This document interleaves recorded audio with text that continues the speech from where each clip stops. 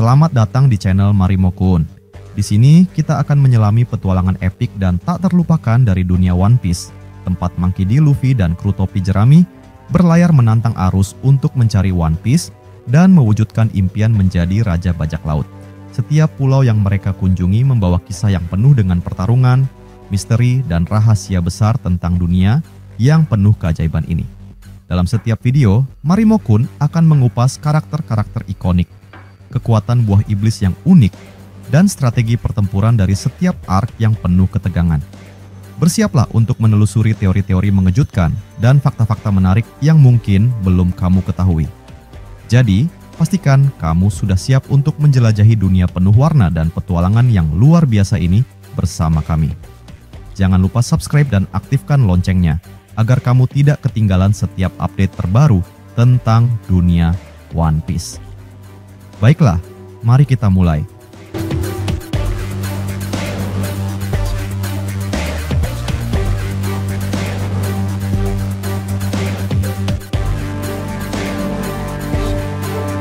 Melanjutkan kejadian yang terjadi di chapter sebelumnya, kali ini cerita akan dimulai dengan memperlihatkan kondisi di dunia bawah Pulau Elbaf, sebuah tempat yang hingga kini masih dipenuhi dengan berbagai misteri yang belum sepenuhnya terungkap. Setelah Chopper Gaban menyerah dalam pertarungannya melawan Luffy, kini kelompok topi jerami akhirnya berhasil mendapatkan kunci untuk membebaskan Pangeran Loki. Momen ini pun memperlihatkan bagaimana Luffy, Zoro, Nami, dan Rod sedang dalam perjalanan menuju lokasi di mana Pangeran Loki ditahan. Namun, di tengah perjalanan, sesuatu yang cukup menarik terjadi. Rod, yang biasanya penuh percaya diri, tiba-tiba tampak ragu dan bahkan mengungkapkan ketakutannya untuk bertemu langsung dengan Pangeran Loki. Hal ini tentu saja menimbulkan tanda tanya besar bagi yang lain. Ketika ditanya alasan dibalik ketakutannya, Rod menjelaskan bahwa Pangeran Loki dianggap sebagai sosok pembawa bencana bagi negeri Elbaf. Sebagaimana yang telah dijelaskan oleh Jarul sebelumnya, para raksasa percaya bahwa jika Pangeran Loki berhasil dibebaskan dari penjara, maka negeri Elbaf akan menghadapi malapetaka besar. Namun, di sisi lain, Luffy yang sudah pernah bertemu dengan Pangeran Loki sebelumnya justru terlihat tenang. Ia dengan penuh keyakinan meyakinkan Rod bahwa dirinya akan bertanggung jawab sepenuhnya jika Loki kembali menimbulkan kekacauan di Pulau Elbaf. Tak hanya itu, Luffy bahkan dengan percaya diri menyatakan bahwa jika Pangeran Loki mengingkari janjinya, ia sendiri yang akan turun tangan untuk menghajarnya dan memastikan bahwa Loki kembali masuk ke dalam penjara. Ucapan Luffy ini pun membuat Zoro, Nami, dan Rod semakin penasaran. Mereka langsung bertanya kepada Luffy tentang janji apa yang telah dibuat antara dirinya dan Pangeran Loki.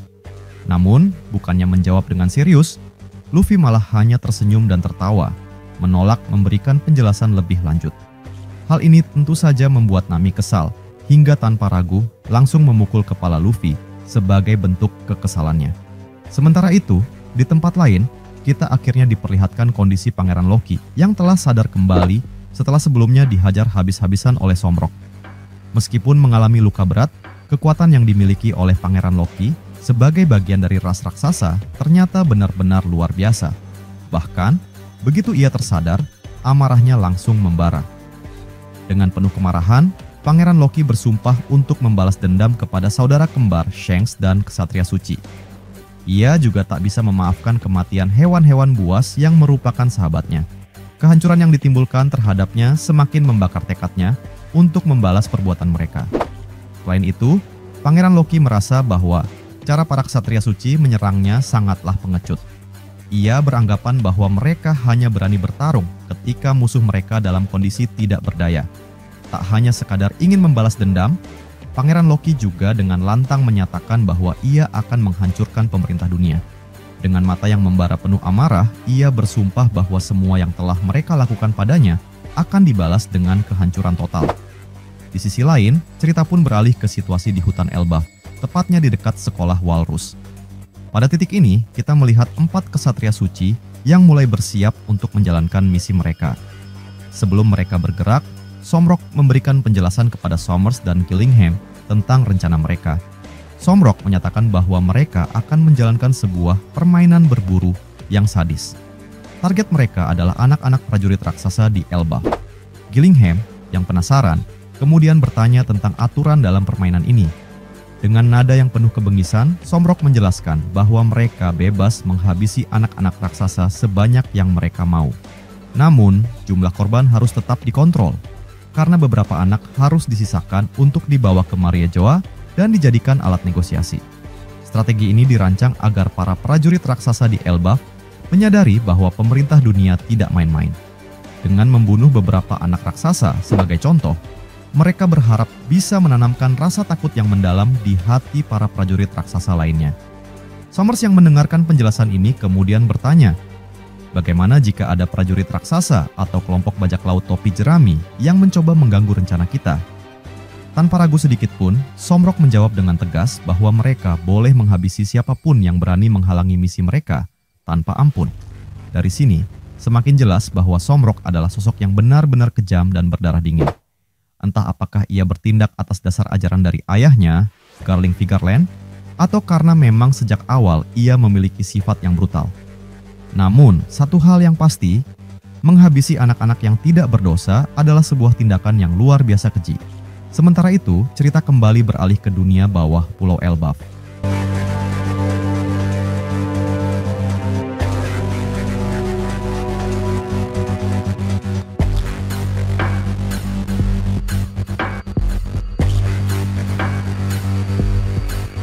Saat kelompok Luffy semakin mendekati penjara tempat Pangeran Loki ditahan, Zoro tiba-tiba teringat dengan kakek tua bernama Yasan. Zoro mulai merasa curiga terhadap Rod. Ia memiliki firasat bahwa ada sesuatu yang sedang disembunyikan oleh Rod dan Yasan. Kecurigaannya semakin kuat ketika ia mengingat bahwa sebelumnya Yasan pernah berpesan kepada Rod untuk tidak terburu-buru memberitahu kelompok topi jerami tentang sesuatu yang penting. Selain itu, Zoro juga teringat ucapan seorang kolon beberapa waktu lalu yang mengatakan bahwa ayahnya adalah mantan bajak laut tangguh.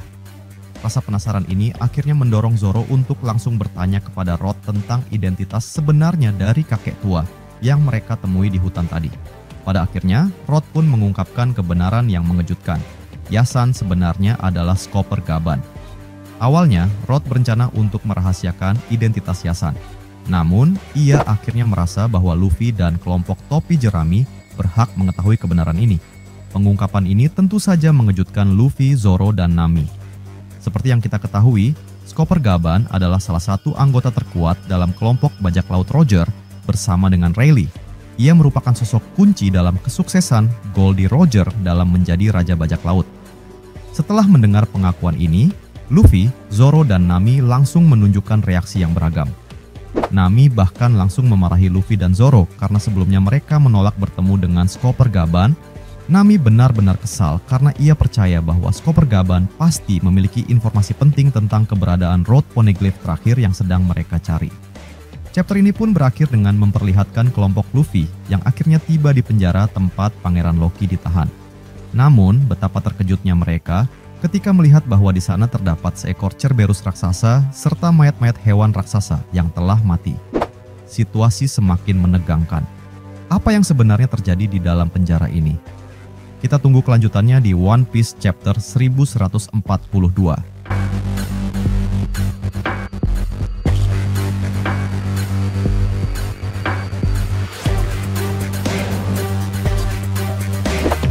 Misteri di balik lengan kiri Shanks. Rahasia keluarga Vigarland dan kaitan dengan Ksatria Suci.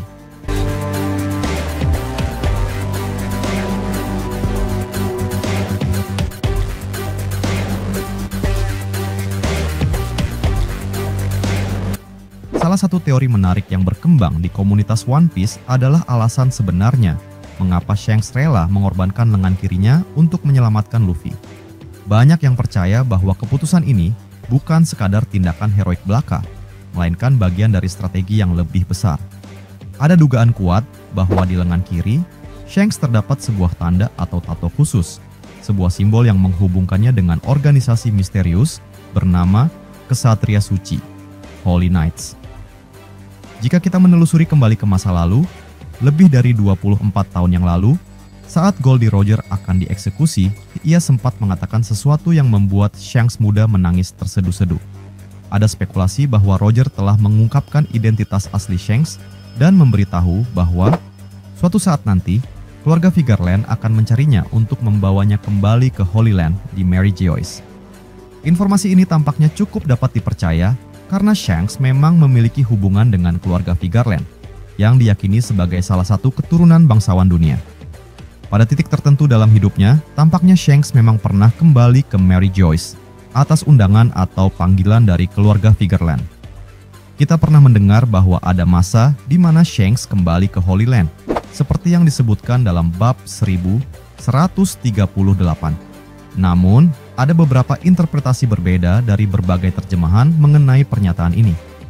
Apakah Shanks hanya sekadar berkunjung sebentar, ataukah ia benar-benar tinggal di sana dalam jangka waktu yang cukup lama sebelum akhirnya memutuskan untuk pergi?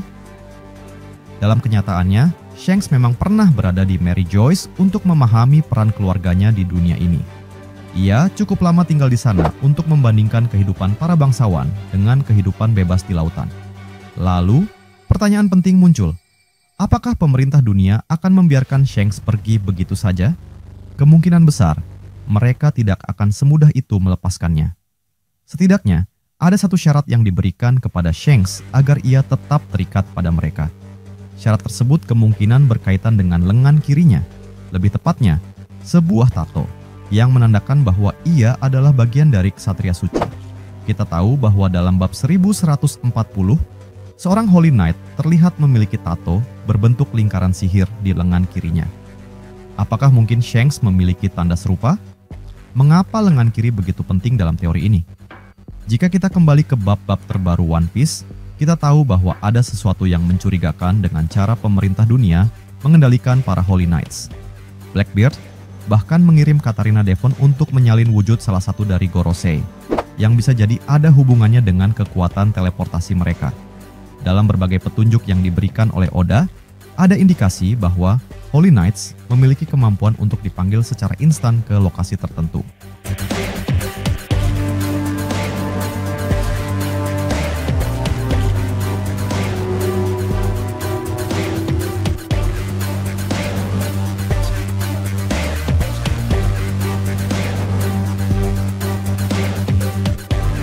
Tanda di lengan kiri mereka mungkin bukan sekadar tato biasa, melainkan semacam segel sihir yang berfungsi sebagai alat teleportasi.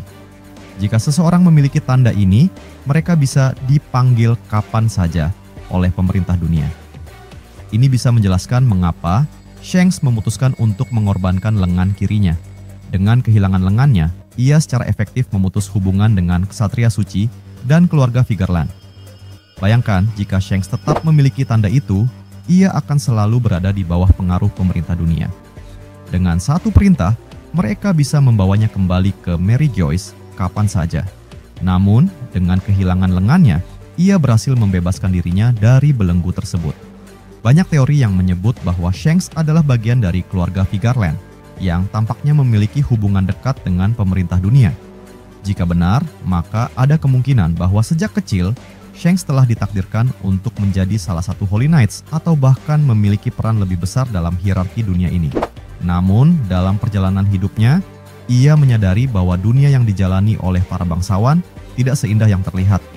Ia mungkin melihat langsung bagaimana kaum Tenryubito memperlakukan dunia luar dengan semena-mena, dan ia merasa lebih nyaman hidup sebagai bajak laut yang bebas. Setelah kembali dari Mary Joyce, Shanks tampaknya memiliki pemahaman yang lebih dalam tentang tujuan sebenarnya dari pemerintah dunia dan rahasia yang mereka sembunyikan. Ia mengetahui bahwa pemerintah dunia tidak hanya memanfaatkan Holy Knights sebagai alat kekuasaan, tetapi juga berusaha menekan segala ancaman yang bisa menggoyahkan dominasi mereka, termasuk orang-orang yang memiliki D dalam nama mereka. Mengapa Shanks menaruh harapan pada Luffy? Saat Shanks menyerahkan topinya kepada Luffy dan mengorbankan lengannya untuk menyelamatkannya, ia mungkin telah melihat sesuatu yang lebih besar dalam diri Luffy. Bisa jadi, ia menyadari bahwa Luffy adalah bagian dari takdir yang lebih besar, seorang yang akan membawa perubahan besar ke dunia. Apalagi, buah iblis yang dimakan Luffy bukanlah buah iblis sembarangan. Kita tahu bahwa Gomu Gomu no Mi ternyata adalah Hito Hito no Mi, model nikah, yang memiliki hubungan langsung dengan Dewa Matahari, sesuatu yang sangat ditakuti oleh pemerintah dunia. Shanks mungkin telah mengetahui ini jauh sebelum pemerintah dunia sendiri menyadari bahwa buah tersebut telah jatuh ke tangan Luffy. Jika benar bahwa Shanks memiliki hubungan dengan Holy Knights dan keluarga Vigarland, maka ia pasti juga mengetahui sejarah yang telah lama disembunyikan tentang sosok Nika dan apa yang bisa terjadi jika seseorang membangkitkan kekuatan tersebut. Dengan mengorbankan lengannya, Shanks secara simbolis memutuskan hubungan dengan masa lalunya dan memilih jalan sebagai bajak laut sejati. Ia tidak lagi menjadi bagian dari pemerintah dunia atau Holy Knights. Namun, pertanyaannya adalah, apakah keluarga Vigarland benar-benar melepaskannya begitu saja? Kita masih belum mengetahui sepenuhnya bagaimana reaksi mereka terhadap keputusan Shanks untuk meninggalkan Mary Joyce. Apakah mereka masih mengawasinya dari jauh? Apakah mereka menunggu waktu yang tepat untuk memanggilnya kembali? Mengingat One Piece semakin mendekati klimaksnya, mungkin kita akan segera mendapatkan jawaban atas misteri ini. Jika benar bahwa Shanks memiliki masa lalu yang lebih dalam dengan keluarga Vigarland dan Holy Knights, maka bisa jadi peran Shanks dalam cerita ini jauh lebih besar dari yang selama ini kita bayangkan. Banyak pertanyaan yang masih belum terjawab. Apakah Shanks benar-benar melepaskan dirinya dari pengaruh Holy Knights? Ataukah ada sesuatu yang lebih besar yang masih tersembunyi di balik keputusan besar yang diambilnya bertahun-tahun lalu? Yang jelas, Shanks bukan hanya sekadar seorang bajak laut biasa. Masa lalunya masih menyimpan banyak misteri yang bisa mengubah jalannya sejarah One Piece. Bagaimana menurutmu? Apakah Shanks memang memiliki tanda Holy Knights di lengan kirinya sebelum mengorbankannya? Ataukah ia menyimpan rahasia yang lebih besar yang belum terungkap?